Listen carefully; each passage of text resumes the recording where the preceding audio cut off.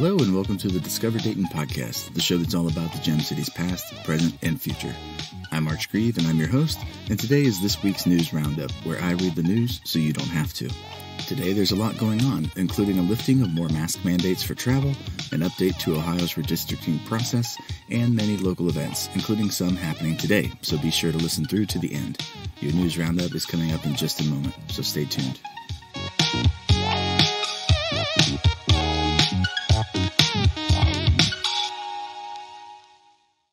And now, here's last week's news. Well, if you've hated wearing a mask during the pandemic, there's good news for you, as two of the last two places to require them in Dayton are getting rid of the requirement, and those places are the Dayton International Airport and the Greater Dayton RTA. The RTA got rid of the ban starting this past Monday, approximately 2 years after it went into effect. The Dayton International Airport, on the other hand, lifted its ban in response to the TSA no longer requiring masks on flights. The move came in the wake of a federal judge's ruling in Florida saying that the mask requirement was unlawful. Despite the CDC asking the Justice Department to appeal the ruling, most major airlines quickly got rid of their mask mandates. Individuals using the RTA or the Dayton International Airport may still wear masks if they choose to do so.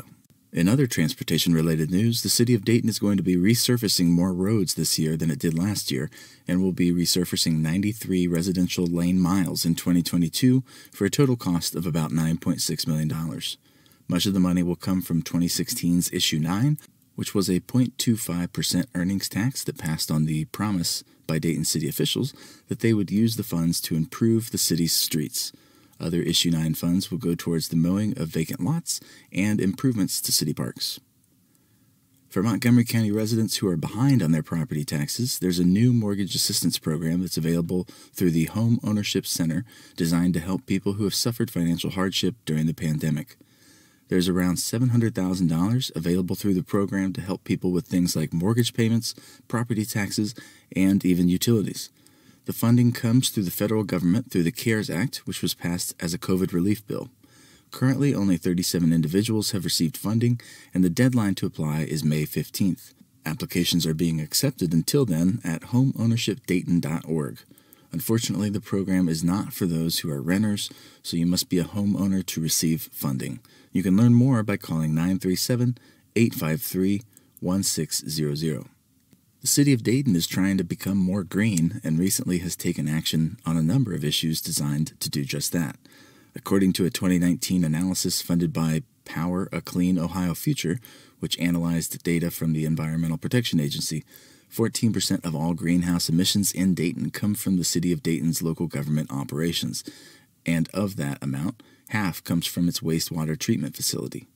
The study's good news was that Dayton's per capita emissions are not as high as the national average.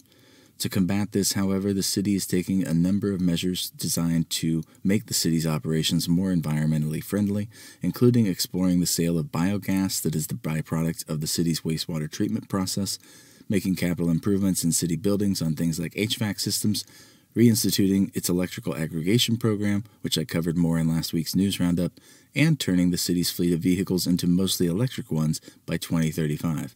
The city is also doing energy audits on 18 of its buildings in order to identify potential cost savings. Well, after a 4-hour executive session, the Dayton School Board voted recently to non-renew the contracts of 3 associate athletic directors. According to Justin Hunter, one of the 3 directors who was non-renewed, it was recommended by the DPS Executive Director of Athletics, Victoria Jones. He says that he was not given a reason for the non-renewal, and Superintendent Elizabeth Lawley did not provide a reason to reporters either. None of the votes to non-renew were unanimous, and 2 DPS coaches who attended the meeting spoke in favor of keeping the associate directors. In other Dayton Public Schools news, DPS recently announced a plan to reopen the World of Wonder School in order to utilize the building to teach students who are learning English as a second language. There will be 3 community forums for citizens to voice their opinions on the plan this week. The plan would be for between 300 to 400 students to attend the school, which was closed not long after a stabbing took place at the school in 2016.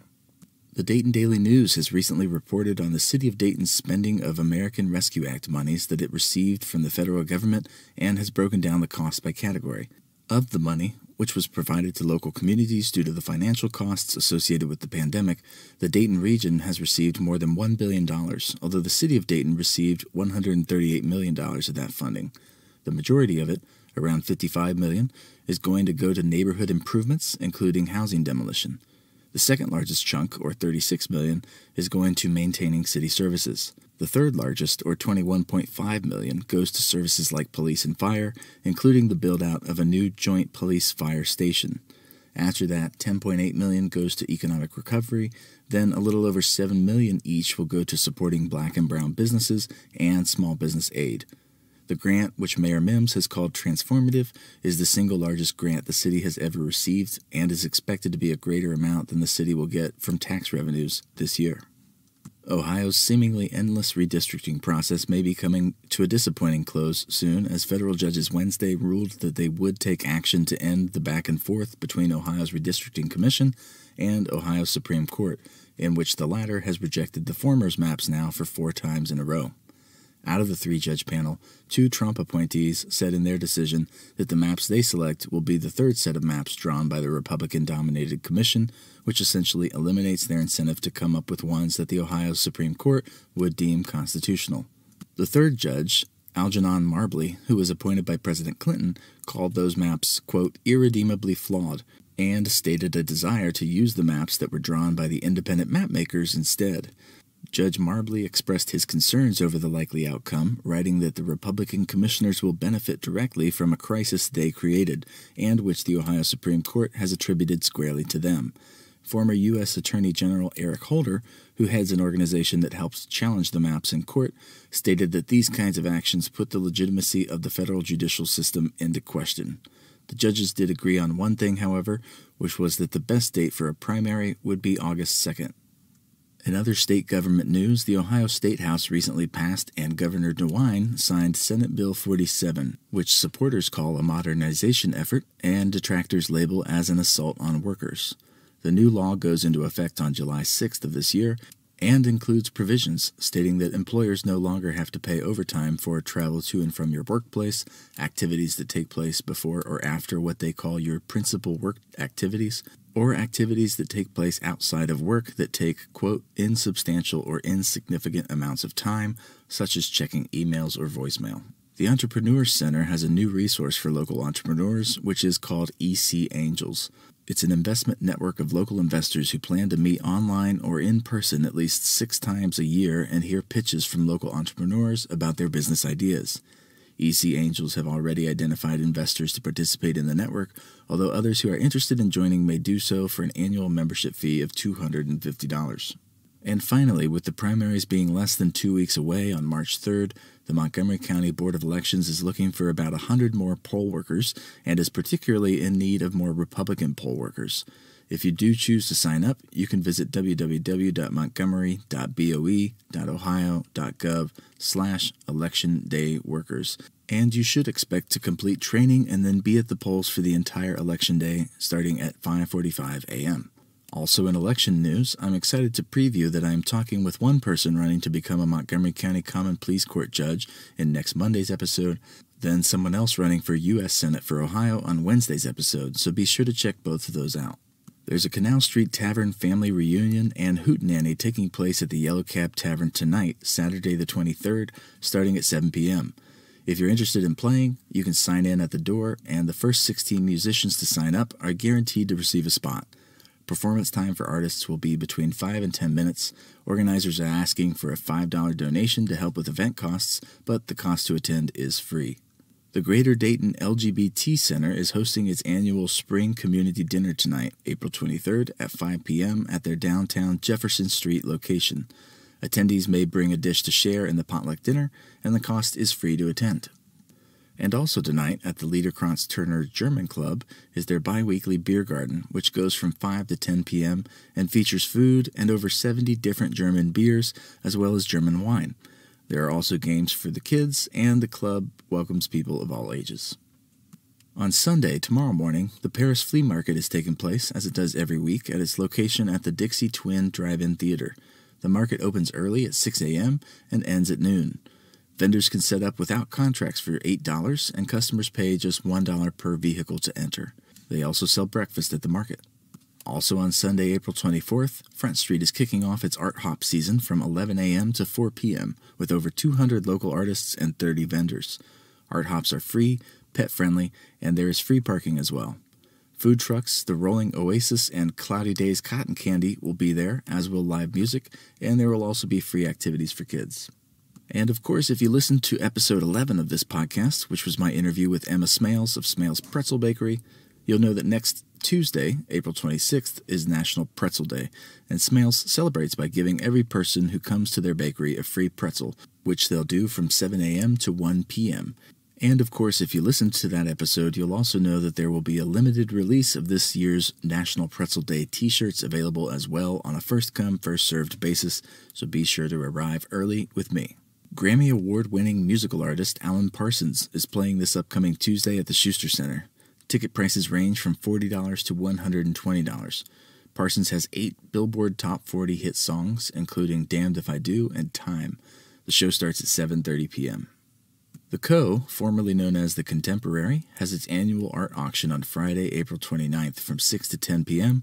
at its location at the Dayton Arcade, where over 100 original works by local artists will be up for sale.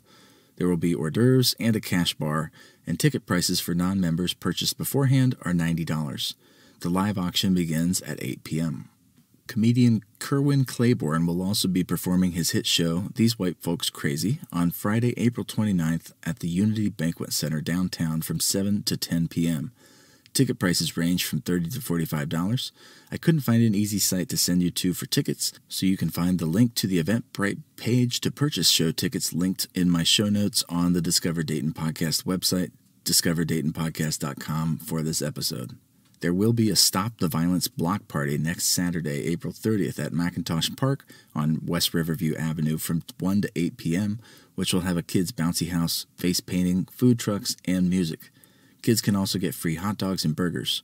There will be drill teams, motivational speakers, poets, and more, and the cost is free to attend. Also next weekend, you can attend the Spring Spirit Showcase at the Dayton Barrel Work Distillery on Saturday, April 30th, where you can try the 3 spirits that earned gold at the 2022 U.S. Open Whiskey and Spirits Competition this year. Ticket prices range from $50 to $75, which gets you over 50 samples of spirits, a commemorative rock glass, and live music. A link to their Eventbrite page can be found on their Facebook page. And finally, there are a lot of shows coming to Dayton this year as part of Dayton Live's 2022-2023 Broadway and Dayton series. This includes Disney's Frozen, Les Mis, and Ain't Too Proud, The Life and Times of the Temptations, which is a Tony-winning musical. Other musicals that will be featured include Pretty Woman, the musical, Legally Blonde, the musical, and Anastasia. Louis Black and Brian Regan will also be performing at the Victoria Theater later this year. Visit DaytonLive.org/Broadway for more information about upcoming performances. That's it for this week's News Roundup episode, and if you enjoyed this episode, please be sure to subscribe, leave a review, and share it with a friend. As a reminder, there is now merch on the podcast's website, and I recently started offering a new service for local organizations where I will come and do Dayton-themed trivia for your employees or members, so if you're interested, please reach out at discoverdaytonpodcast@gmail.com. Finally, I'm going to start putting transcripts of my news episodes on the weekly News Roundup show notes, so check out my website for those. Thanks for listening, and stay funky, Dayton.